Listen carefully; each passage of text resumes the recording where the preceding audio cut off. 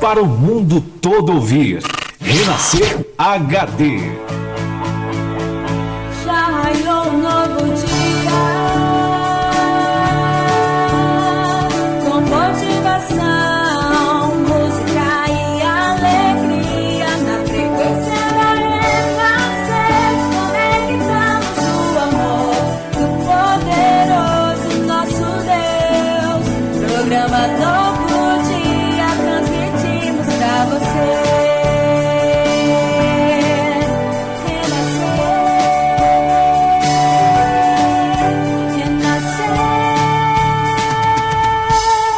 Agora, em um novo dia, leitura diária.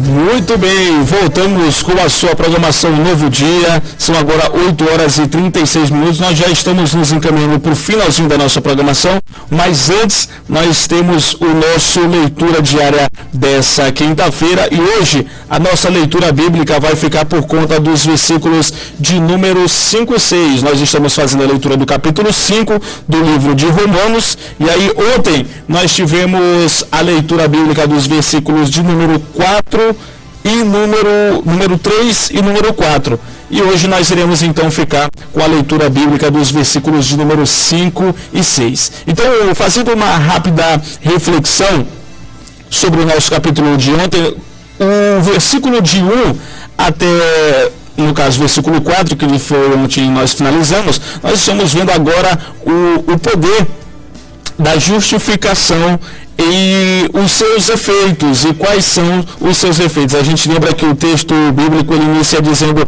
a paz e a alegria. Então, o apóstolo Paulo, no versículo 1, ele começa o seguinte: tendo sido, pois, justificado pela fé, temos agora paz com Deus por nosso Senhor Jesus Cristo. Então, as consequências ou os efeitos da justificação. Então, o poder da justificação e os seus efeitos. E quais são os seus efeitos? O versículo 1, o apóstolo Paulo diz que o primeiro efeito é a paz com Deus. Nós temos agora a paz com Deus. Nós tínhamos um Deus, esse Deus está irado com o seu povo por conta do pecado. Diz assim lá no capítulo 1 de Romanos. Então, essa ira de Deus, ela não existe mais. O poder da justificação, o primeiro efeito do poder da justificação é a paz com Deus. Deus outrora estava irado, nós éramos adversários do nosso Deus, mas agora não. Agora Deus não está mais irado com o seu povo. A humanidade, através do seu Filho,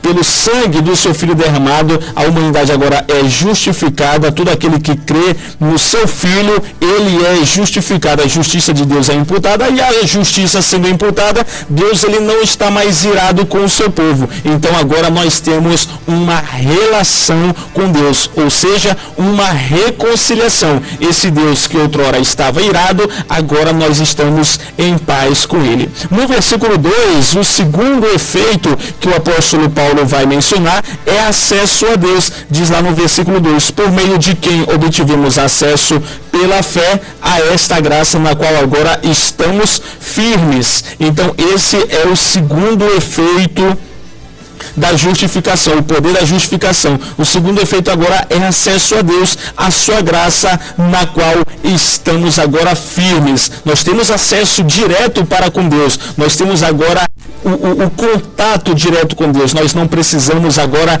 de ninguém para interceder por nós, de levar as nossas queixas, de levar as nossas preocupações, as nossas petições. Nós temos agora o completo acesso assim através de Jesus para com Deus. Então é o segundo efeito do poder da justificação, que é através do nosso Senhor Jesus, conforme o apóstolo Paulo diz. O terceiro sinal vem aí logo na sequência. Agora nós nos gloriamos na esperança da glória de Deus. Esse é o terceiro efeito, a esperança da glória de Deus. Nós nos alegremos, nós nos gloriamos naquilo que vai acontecer futuramente, que é a glória de Deus que irá se manifestar, que há de acontecer, e é isso que nós aguardamos. O terceiro efeito da justificação é exatamente esse, a esperança de que um dia esse Deus que outrora estava irado, mas que agora nós temos paz com ele irá se manifestar pela segunda vez. Já esteve conosco em outrora, morreu, foi crucificado, ressuscitou no terceiro dia, foi de encontro com o Pai e enviou o Consolador e disse: olha, se prepara porque eu estou voltando. E esse Deus, ele vai voltar. E nós aguardamos ansiosamente, nós esperamos, e a nossa alegria, o nosso gozo, a nossa glória é termos a certeza de que ele irá voltar. Então esse é o terceiro sinal do poder, o terceiro efeito do poder da justificação. Nós nos gloriamos na glória de Deus que vai se manifestar. O quarto efeito vem aí no versículo de número 4. Foi onde nós finalizamos. Por quê? Isso, no versículo 2, ele fala sobre a glória de Deus que vai se manifestar, e não só nisso, versículo 3 e 4, olha só, não só nisso, mas também nós nos glorificamos nas tribulações, porque sabemos que a tribulação, ela produz perseverança. Aí vem os 3 pontos sobre a nossa alegria na tribulação. Por quê? Porque a tribulação, ela produz perseverança. Versículo 4, a perseverança, um caráter aprovado, ou seja, a experiência. E a experiência, ela produz esperança. Nós temos agora uma constante. Nós nos alegramos nas tribulações. Por quê? Porque nós sabemos que a tribulação, ela vem como um cuidado de Deus para nossas vidas. Sabendo que agora somos justificados por Deus, toda e qualquer tribulação, sabemos que este mundo, o próprio Senhor diz: vocês passarão por aflições, mas tende bom ânimo, porque eu venci o mundo. Então agora nós temos a certeza de que nós não estamos sozinhos.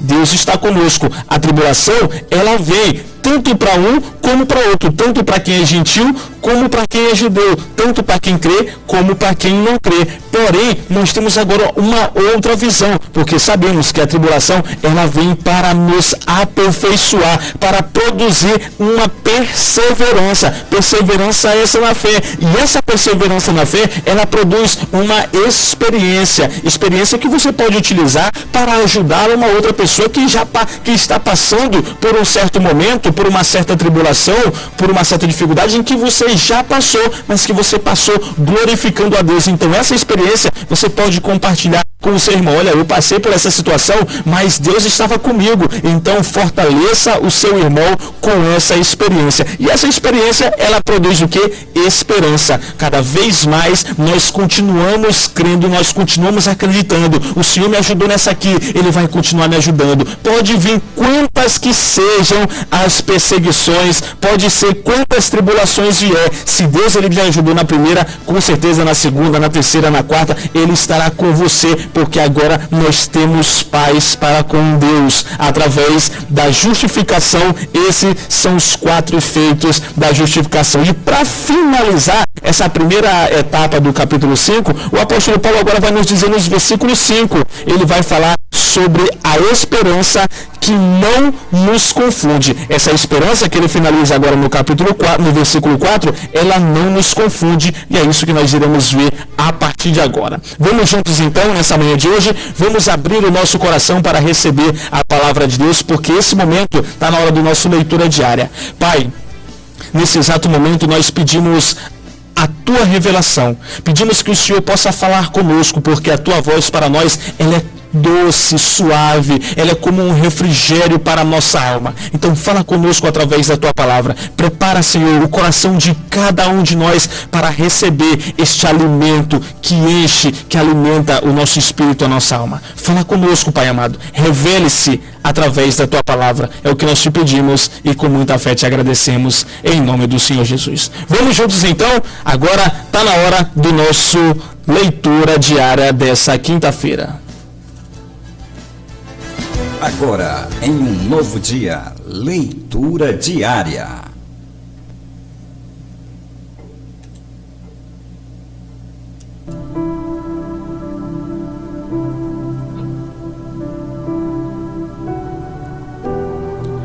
Muito bem, vamos dando sequência na nossa leitura diária. Hoje, capítulo 5 e o capítulo 5, versículo de número 5 e 6, diz assim. Vamos pegar do versículo 4, então, para que a gente possa continuar o entendimento. Aí ele diz assim: a perseverança, um caráter aprovado. O caráter aprovado, esperança. E a esperança não nos decepciona ou nos confunde, porque Deus derramou o seu Espírito em nosso coração, por meio do Espírito Santo que Ele nos concedeu. De fato, no devido tempo, quando ainda éramos fracos, Cristo morreu pelos ímpios até aqui. Então, o apóstolo Paulo agora ele finaliza esses 5 efeitos do poder da justificação. Aqui no versículo 5 ele fala agora sobre a esperança que não decepciona, porque Deus derramou seu amor em nossos corações por meio do Espírito Santo que Ele nos concedeu. Então, agora no versículo 5, o apóstolo Paulo ele vai nos falar sobre essa esperança, como diz aí o versículo 5, que não decepciona. Deixa eu colocar para cá. Que não decepciona. O versículo 5, Paulo, então, o apóstolo, ele finaliza, ele entra no ponto fundamental da mensagem, desde o capítulo 1 até aqui. Então, o ponto fundamental é exatamente esse. Agora, nós temos o amor de Deus que é derramado através do Espírito Santo. O ponto fundamental dessa primeira parte do capítulo é que Paulo ele declara que essa esperança ela não nos confunde, ou seja, nós temos agora uma certeza, essa esperança de que Deus continuará nos ajudando passou a primeira tribulação, na segunda, pode ter a certeza, ela não nos decepciona. Nós temos a convicção de que Deus irá continuar nos ajudando, continuar estando conosco. Ele vai continuar dando escape, Ele vai continuar nos fortalecendo, Ele vai continuar nos dando forças para que a gente possa ter essa constância nas tribulações, para que a gente não venha desistir, para que a gente não venha deixar de crer, para que a gente não abandone a caminhada. É Deus agindo em nosso favor. E como é que isso acontece? Através do Espírito Santo que Ele derramou em favor de cada um de nós. Porque o amor de Deus foi derramado em nossos corações pelo Espírito Santo que nos foi dado. E esse amor é a garantia, ou seja, é a certeza de que Deus está conosco. É a certeza de que Deus está ao nosso lado. No meio da tribulação, imagine você quase desistindo, dizendo: Senhor, eu não aguento mais, eu não consigo. E aí vem aquela voz suave do Espírito Santo consolando, abraçando o seu coração de uma tal maneira, fazendo com que você se lembre do sacrifício que Deus já fez através do seu Filho, dando o seu Filho Jesus. Olha o que Ele já fez por você. Ele morreu na cruz, Ele foi crucificado, Ele sofreu por uma culpa que não era dele, mas que era sua. Então isso nos enche de uma tal maneira, nos conforta e diz: Senhor, eu estou quase desistindo. Mas aí o Espírito Santo traz a memória e diz: meu filho, não desista, olha o que Ele já fez por você. E aquilo é um combustível a mais E a gente continua perseverando no meio da tribulação.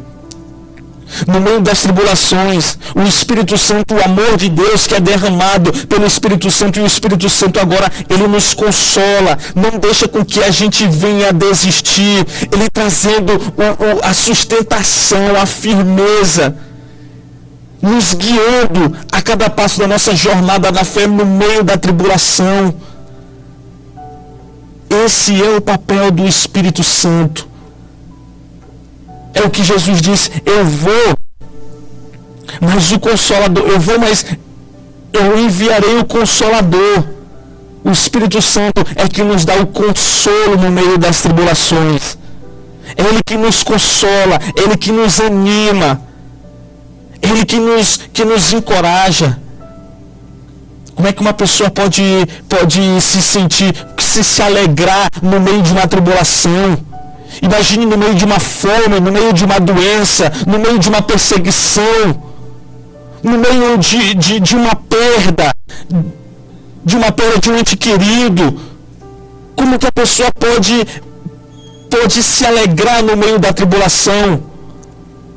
Nós, seres humanos, somos incapazes disso. Mas se não for Deus agindo ao nosso favor, se não for através do poder da justificação, Deus derramando o seu Espírito no nosso coração, e como diz o irmão Lázaro, passando pela prova, dando glória a Deus, como que pode passar por meio de uma perseguição? Imagina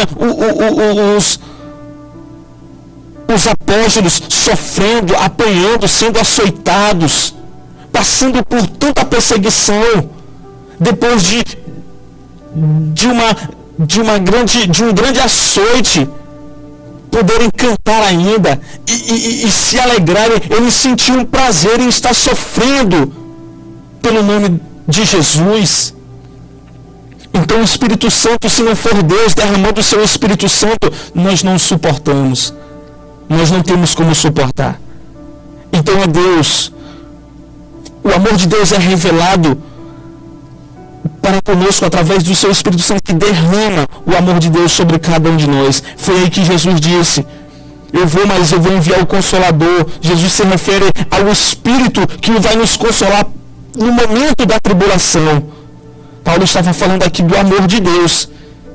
E alguém, lembramos que Paulo está escrevendo uma carta. Alguém pode dizer: amor de Deus? Mas o que é isso? O que é o amor de Deus? E Paulo diz no versículo 6, finalizando: por meio do Espírito Santo, Ele nos concedeu, Ele derramou o seu amor em nossos corações por meio do Espírito Santo. Mas que amor é esse? Que amor é esse? E aí o apóstolo Paulo diz no versículo 6, de fato, no devido tempo, quando ainda éramos fracos, Cristo morreu pelos ímpios. Sim, o amor de Deus.